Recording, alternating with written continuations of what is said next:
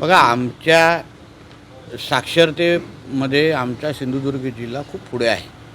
सन्मान्य राणेसाहेबांनी 1990पासूनचा आत्ताचा जो प्रवास, ह्याच्यामध्ये शिक्षण ह्या क्षेत्राला फार महत्त्व देणारा आमचा सिंधुदुर्ग जिल्हा आहे. आणि म्हणून इकडल्या शाळा, शिक्षणाची पद्धत, शिक्षणाचा दर्जा आणि इथे किती शिक्षक, विद्यार्थी या सगळ्या गोष्टीला फार बारकाईने बघणारा आमचा सिंधुदुर्ग जिल्हा आहे. आणि मला नेहमी माझं असं मत आहे की शासन म्हणून आपण काही निर्णय घेत असताना कोकणासाठी आपले निकष वेगळे असलेच पाहिजे. या दृष्टिकोनातून फक्त मीच नाही, कोकणाचे असंख्य आमदार आणि मंत्री त्या मताचे आम्ही आहोत. आणि म्हणून ह्याही संदर्भात जसं पावसाळा आपल्याकडे जास्त आहे, डोंगराळ भाग आहे, तसंच निर्णय कुठलाही घेत असताना आपण जसं आमच्या पश्चिम महाराष्ट्र, मराठवाडा आणि उत्तर महाराष्ट्राचा विचार करता तिकडचे निकष ठरवत असताना ते निकष आमच्या कोकणासाठी लागणारच नाही. आणि म्हणून हेच मत मी शासनाचा प्रतिनिधी म्हणून आता मंत्रालयामध्ये जाऊन आदरणीय मुख्यमंत्री साहेबांशी बोलीन, यांचे शिष्टमंडळ तिथे बोलून घेईन. शेवटी हा प्रश्न त्यांचा किंवा माझा नाही, हा प्रश्न आमचा आहे. आमची मुलं आहेत ती. आणि म्हणून आमच्या मुलांना न्याय कसा देता येईल, आमच्या शिक्षकांना न्याय कसा देता येईल आणि आमच्या मुलांचं भविष्याला आकार कसा देता येईल, या दृष्टिकोनातून मी पावलं उचलणार.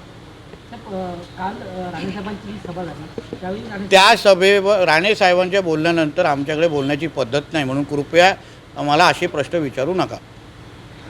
तुमच्या घरी वडील बोलल्यानंतर तुम्ही बोलता का? हे पण रेकॉर्ड करा, मुद्दाम चॅनलला आवडेल.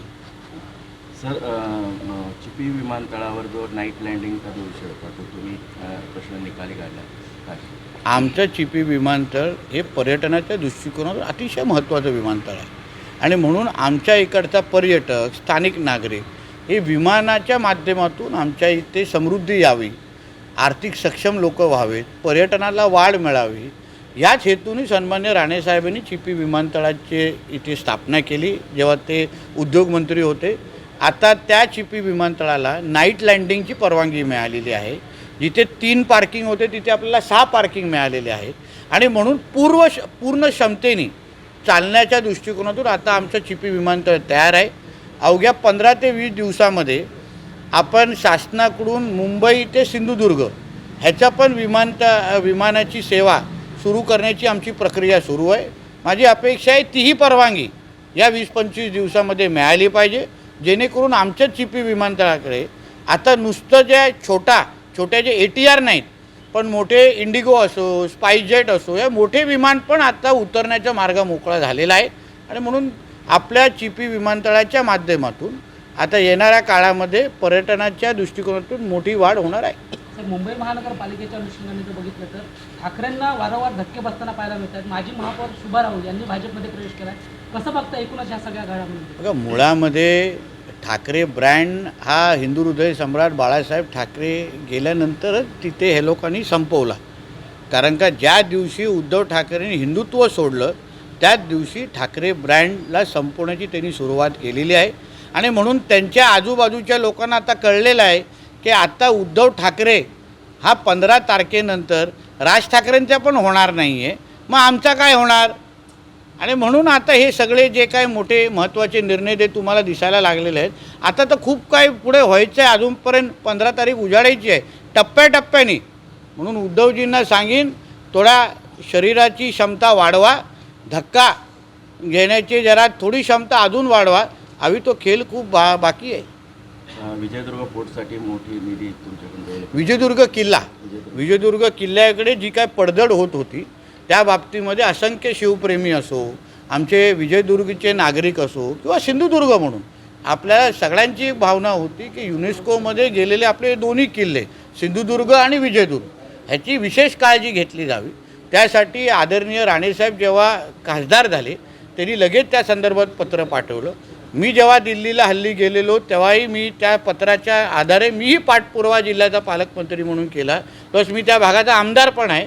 आणि म्हणून मला समाधान वाटतं की महाराजांनी जो काही एक मोठा ठेवा आपल्याला जिल्हावासी म्हणून दिलेला आहे त्याला आता अजून भक्कम करण्याच्या दृष्टिकोनातून आपल्याला भरघोस निधी मिळालेली आहे.